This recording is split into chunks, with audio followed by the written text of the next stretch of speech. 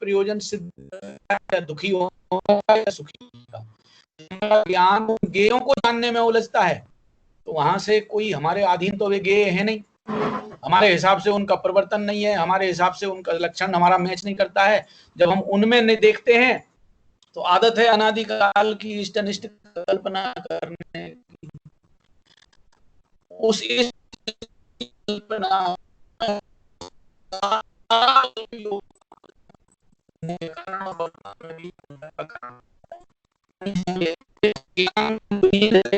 दुनिया है। देखो इस मामले में तो वो जड़ होता हुआ दर्पण भी बड़ा निश्चिंत बना रहता है। उस दर्पण के सामने काला, गोरा, लाल, पीला, नीला, हरा कोई सा भी सामग्री आ जाए, तो किसी भी सामग्री के उपलब्ध होने पर भी उस दर्पण को रत्ती भर भी उनका माने अफेक्ट नहीं आता है, वो बिल्कुल अनअफेक्टेड बना रहता है। ऐसा हमारा ज्ञान भी, ज्ञानी जन अपने ज्ञान का उपयोग सर्वों की झलकन के काल में बिल्कुल अनअफेक्टेड देखते हैं। ये जो दारुड़ी कला है, इस दारुड़ी कला से सब बिल्कुल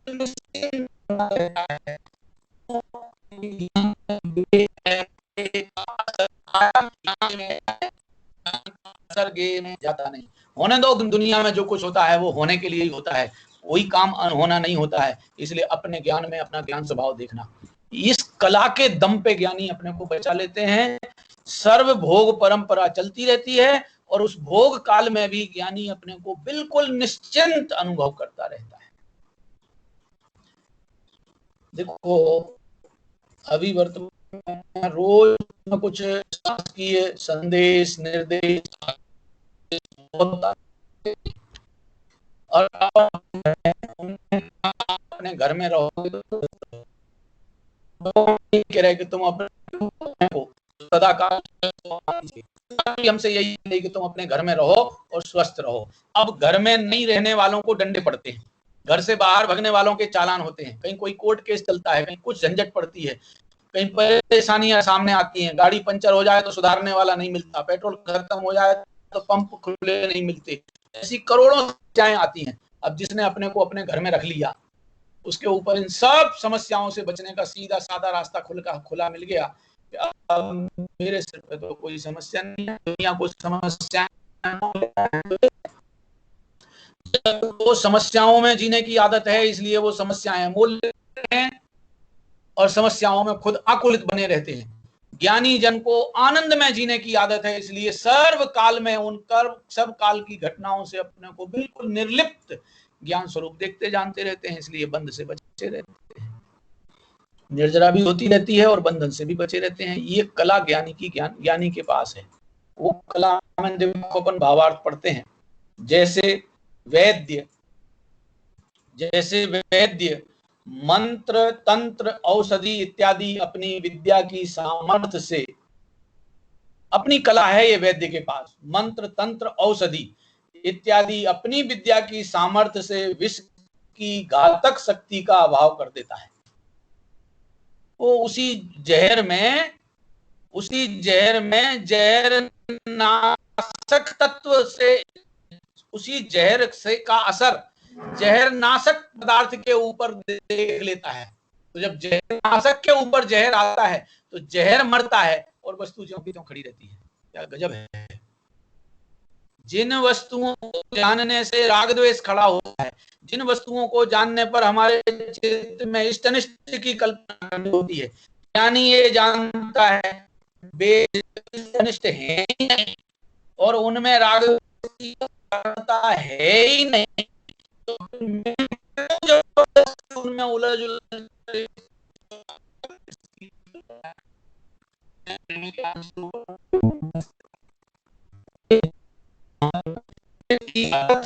अभाव होता है, खा लेने उसका नहीं होता है।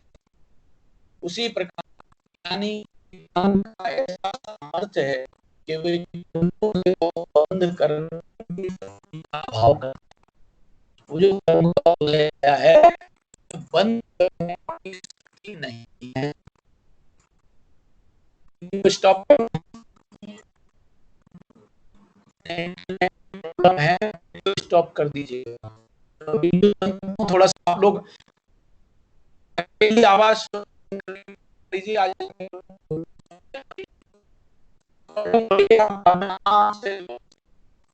हाँ जी। उसी प्रकार ज्ञानी के ज्ञान का ऐसा सामर्थ्य है कि वह कर्म को बंद करने की शक्ति का अभाव है, और ऐसा कर्मोदय ज्ञानी के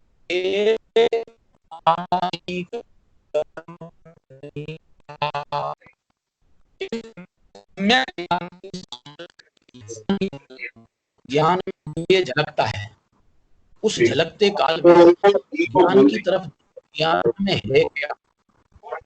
वीडियो बंद है अभी, थोड़ा वीडियो बंद रहेगा, बाद आपको वीडियो खुलना आज सुनिएगा। जैसे काल में अपन ऑडियो से ही प्रवचन का लाभ लेते थे ना, आज थोड़ा सा इस इंटरनेट की डिस्टर्ब में ऑडियो से ही, माने केवल आवाज सुनकर के स्वाध्याय का लाभ लीजिए, फिर जब सेट चालू हो जाएगा तो कर लेंगे।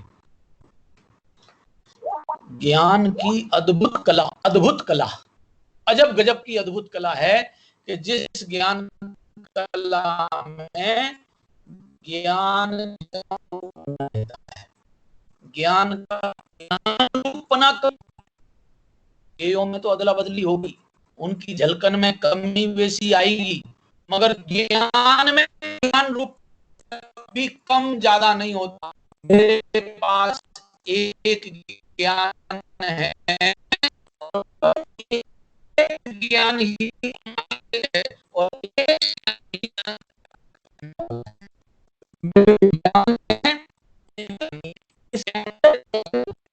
में अनेकता आती नहीं।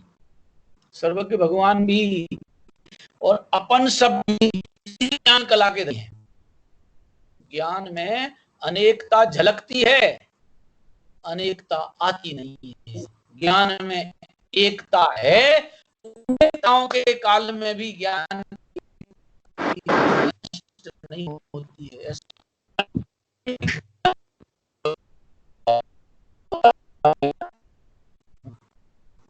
ये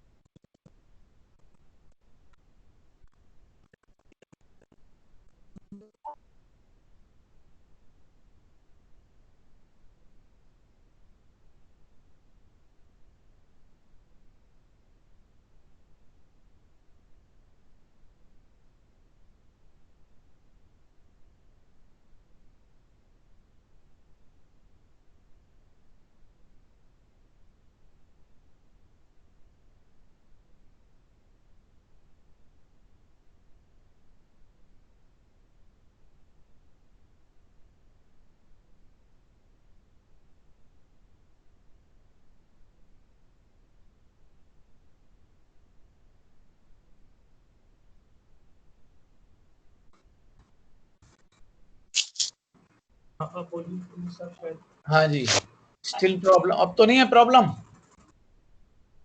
अभी तो प्रॉब्लम नहीं है। हाँ जी, आवाज आ रही है? अब आई है आपकी आवाज। आवाज आ रही, वीडियो भी आ रहा है? जी आ रही है। नहीं नहीं, वीडियो नहीं है। आ रही है, आवाज भी आ रही है। वीडियो आ रहा है? हाँ जी वीडियो आ रहा है ना, बस चलो ठीक है। ये कैसे बस माइनस होगा?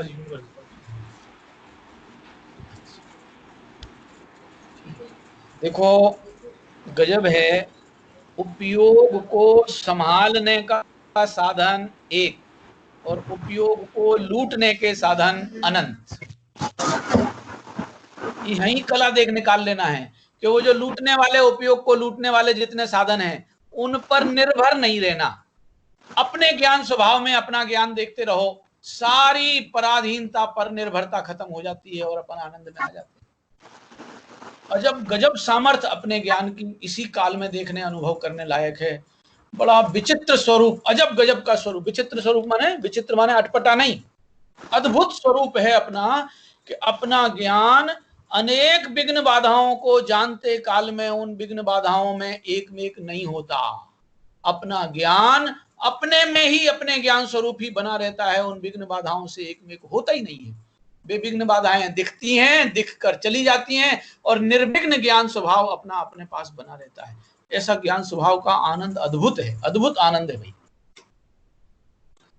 देखो जय सेनाचार्य महाराज टीका में कहते हैं, वो ग्रंथ आपके पास नहीं होगा, जैसे विष को भोगता हुए गारुड़ी विद्या जानने वाले पुरुष अमोघ मंत्र की सामर्थ्य से मरण को प्राप्त नहीं होते हैं।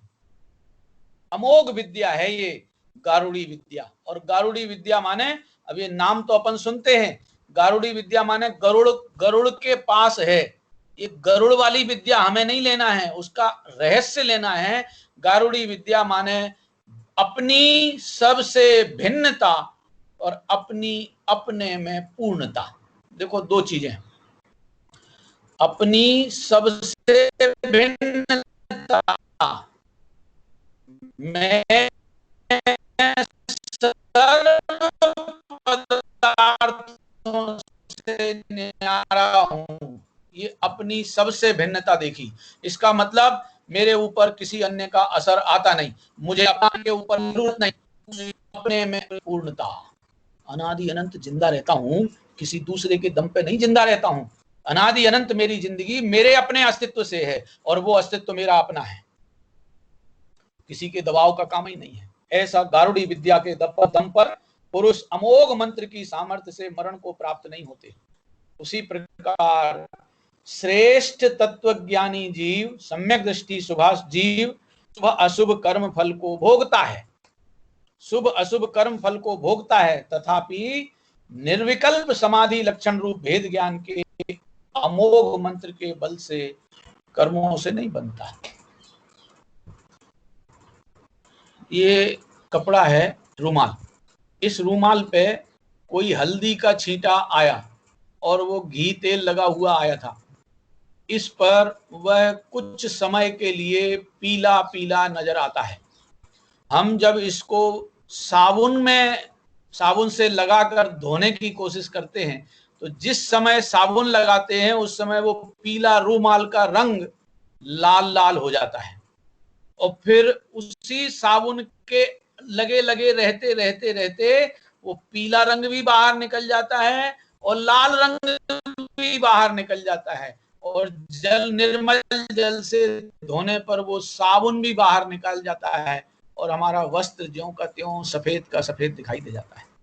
इस वस्त्र पर जिस समय वो हल्दी का रंग दिख रहा था, वो हल्दी का रंग हल्दी में था, वस्त्र में नहीं था। ये भेद कला धोबियों को भी आती है। मैल जब वस्त्र पे दिख रहा है उस समय मैल वस्त्र में नहीं है, मैल मैल में है, वो वस्त्र की स्वच्छता में वह मैल वस्त्र में दिखाई दे रहा है। वो भी इस बात को जानता है, देना नहीं जानता है, मगर ये कला जानता है कि मैल वस्त्र से एक में एक नहीं हुआ है। वस्त्र में तो उसकी स्वच्छता ज्यों की त्यों है, मैल के कारण वस्त्र मलिन दिखाई दे रहा है। ये दिखाई देता मैल बाहर निकल सकता है, वस्त्र वस्त्र में से बाहर नहीं निकलेगा, मैल बाहर निकल जाएगा। तो साबुन का प्रयोग करता है और उस भेदक क्षमता के द्वारा मैल साबुन जल सबको बाहर निकाल देता है और वस्तु को शुद्ध देख लेता है और प्रकट कर देता है। यह कला धोबियों को भी आती है।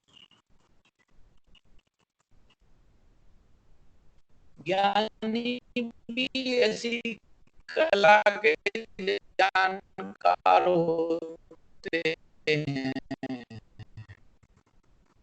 तभी तो बनारसी दास जी ने वेद ज्ञानियों को धोबी की उपमा दी थी।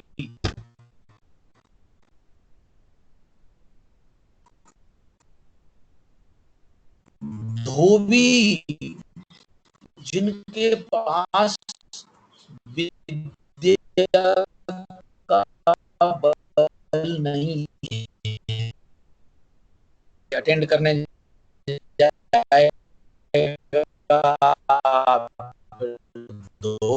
धोएगा, फिर सुखाकर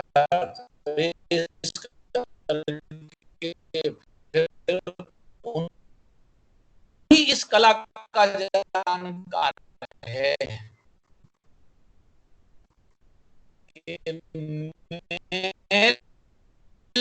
के समय में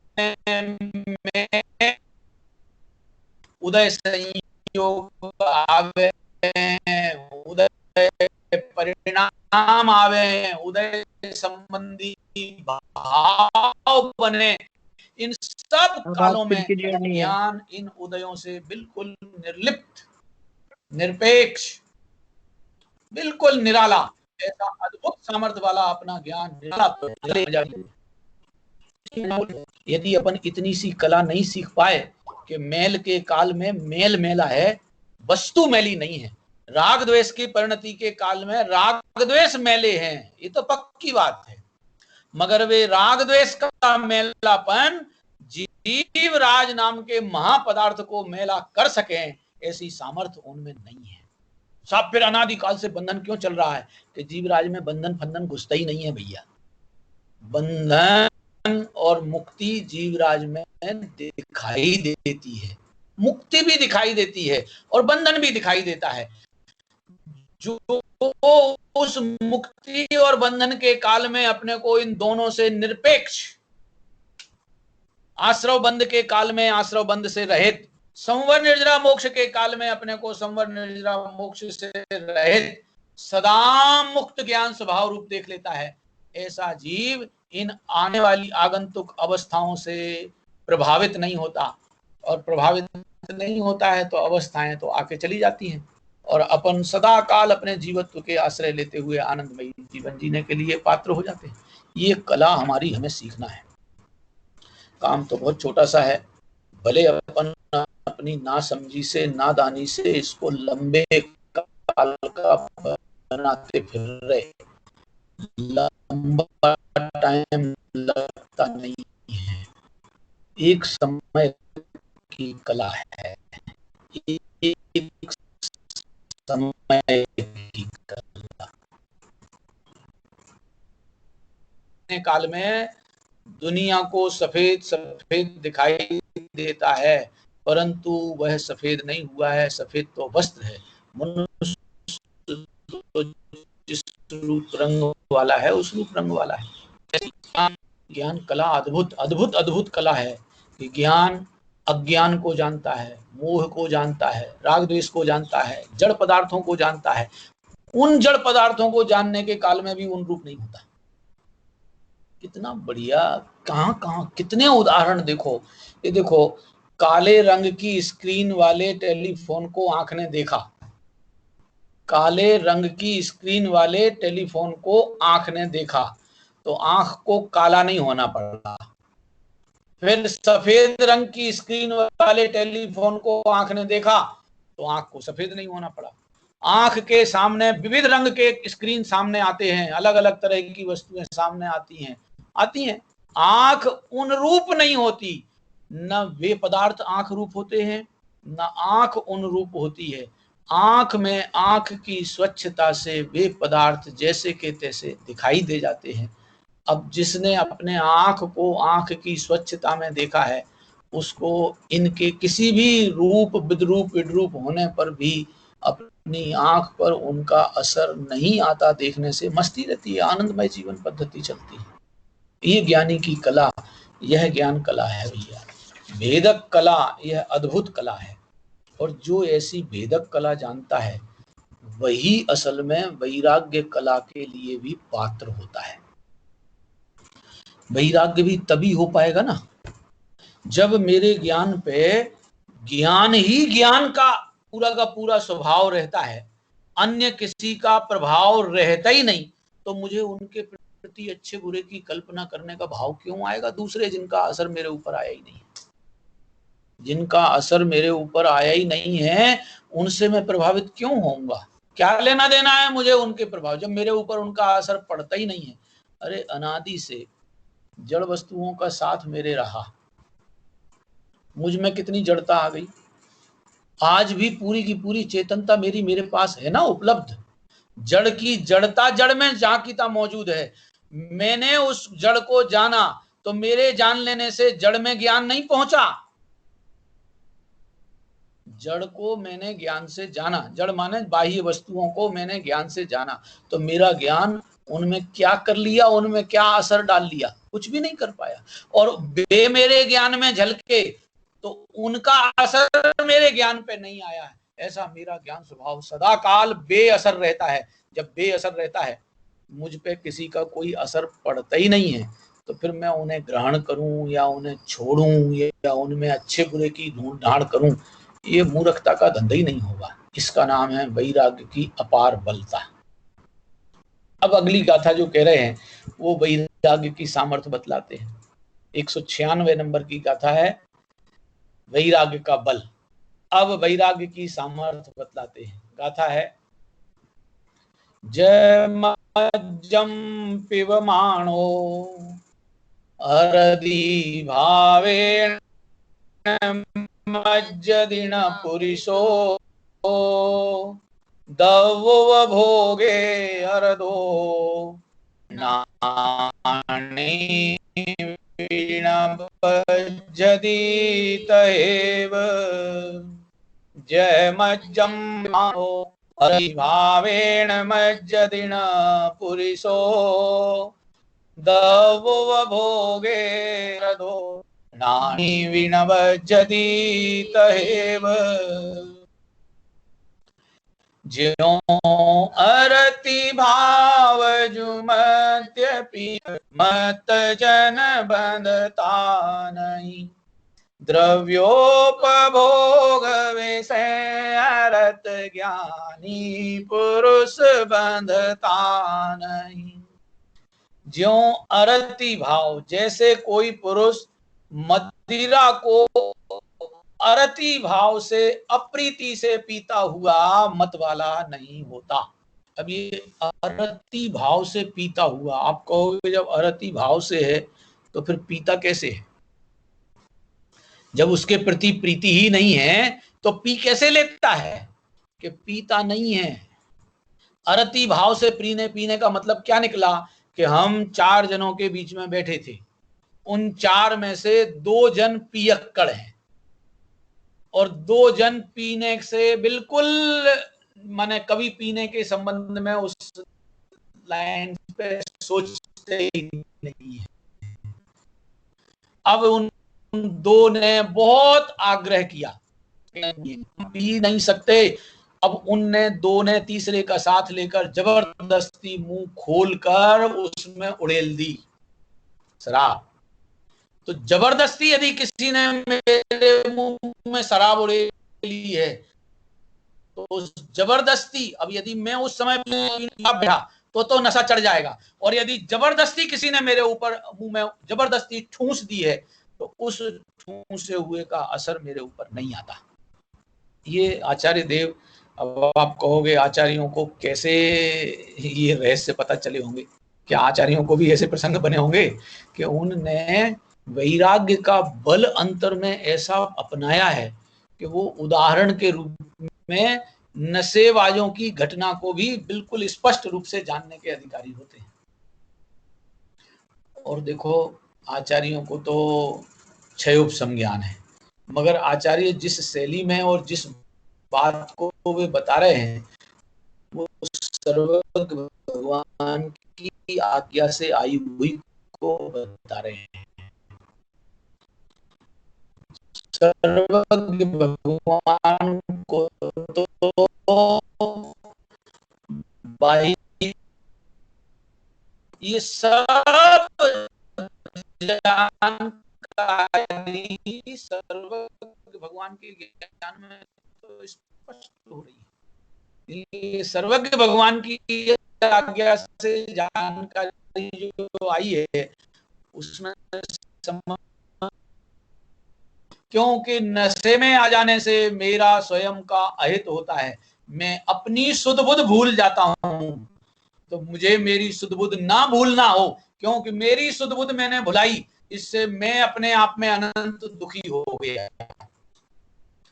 और मैंने अपनी सुध बुध जागृत रखी, इससे मैं अनंत आनंद में रहता हूं। तो मैं मेरी सुध बुध को जागृत रखने के लिए उन तत्वों के प्रति कभी रत्ती भर भी प्रीति नहीं करता। अब ऐसे प्रसंग में यदि कोई जबरदस्ती करके वो बेसुध करने वाली चीज मेरे मुंह में डाल भी देवे तो मेरे ऊपर उसका असर नहीं आता। ये वैराग्य का बल है। वैराग्य के बल के लिए अपन देखो पुराणों में अनेक उदाहरण ऐसे महान ज्ञानियों के आए हैं।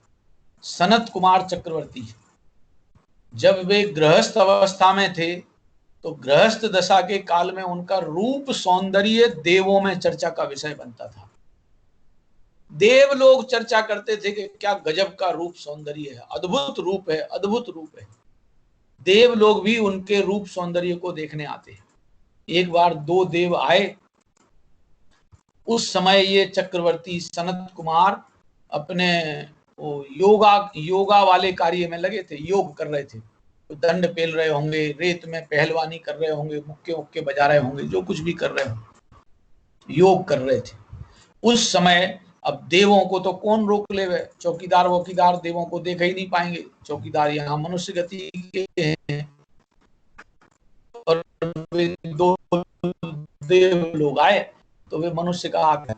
जब ये जाने लगे तो उन चौकीदारों ने रोक दिया, भाई अभी महाराज किसी से नहीं मिलेंगे।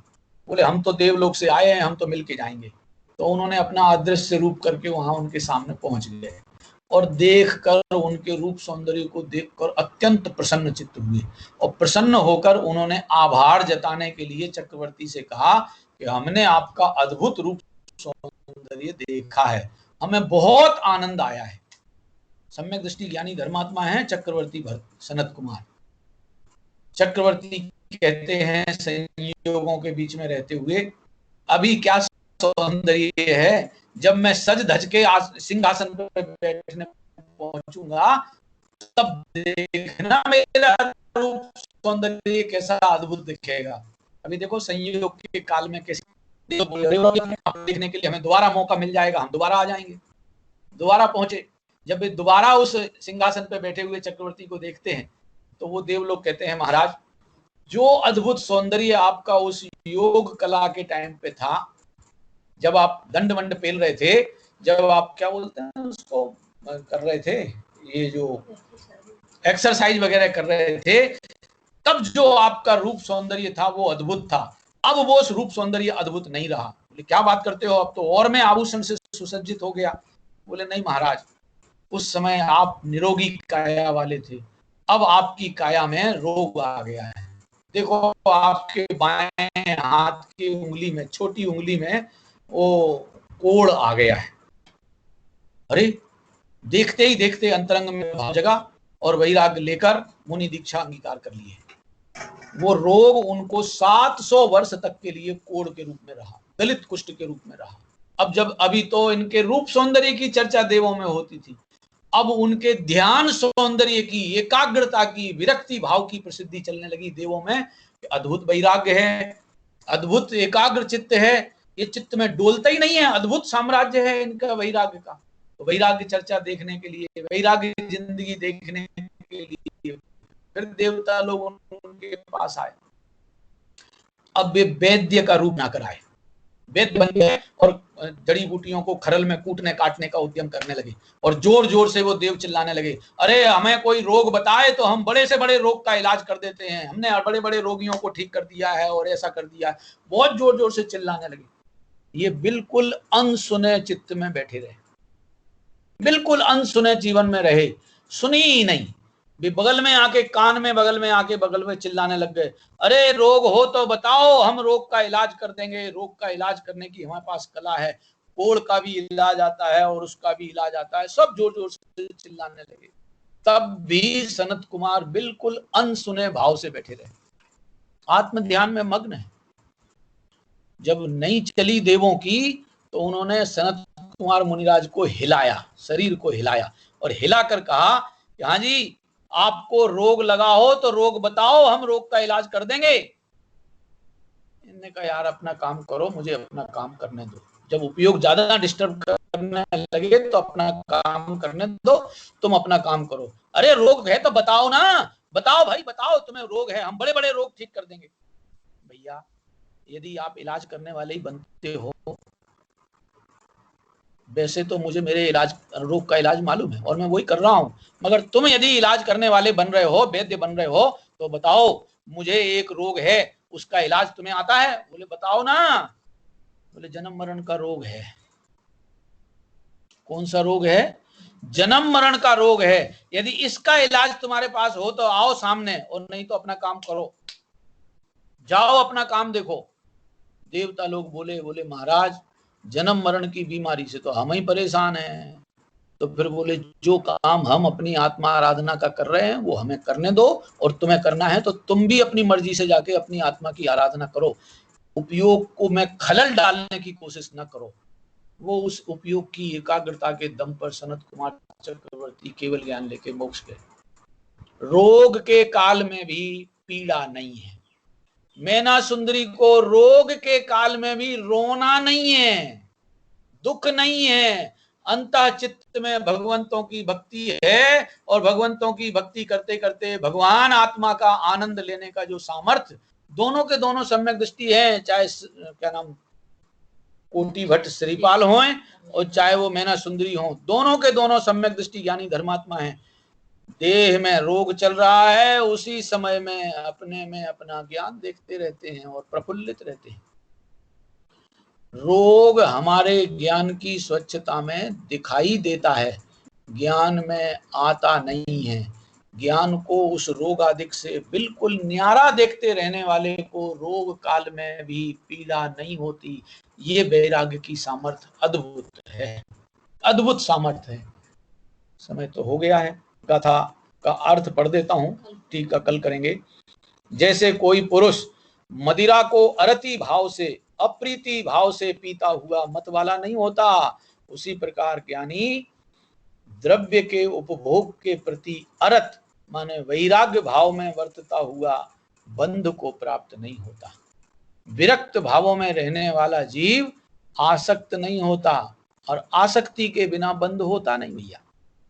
आसक्ति ही बंध में कारण है। उसी प्रसंग में यदि विरक्ति का भाव रहे तो बंध नहीं होगा, कर्मों की निर्जरा होती रहती है। ये ज्ञान और वैराग्य का ऐसा बल ज्ञानी जानते हैं, इसलिए बंधन काल में, उदय काल में भी, उदय काल में, बंध काल में भी अपने को निर्लिप्त देखते रहते हैं। दोनों कालों में, उदय काल में भी, बंध काल में भी अपने को उससे निर्लिप्त देखते हैं, तो बंधन छूटता चला जाता है और मुक्ति खुलती चली जाती है। ऐसा साम्राज्य लेने के लिए अपने को अपने अधिकारी बनना चाहिए। आज की चर्चा यहीं, विशेष चर्चा कल करेंगे। सहजानंदी शुद्ध स्वरूपी अविनाशी हूँ आत्म स्वरूप। सहजानंदी शुद्ध स्वरूपी अविनाशी हूँ आत्म स्वरूप। सहजानंदी शुद्ध स्वरूपी अविनाशी हूँ आत्म स्वरूप। जहाँ वाणी के ज्ञान ते सूझे लोकालोक सोवाणी मस्तक नवो सदा देत हूँ।